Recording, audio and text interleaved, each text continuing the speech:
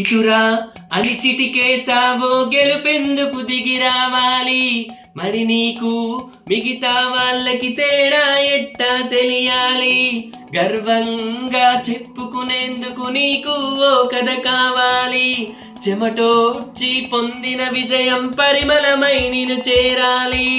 కన్ను చిన్నగున్నాదంటూ చిన్న కలలు కంటామా, లేనిపోని పేదరికంతో వాటికి గిరిగిస్తామా, మట్టిలోకి వెళ్ళిపోయామో మళ్ళీ పుట్టి వస్తామా, ఉన్నదొక్క జీవితమే ఊరికి వదిలేస్తామా, మనసు పెట్టి పని చేస్తూ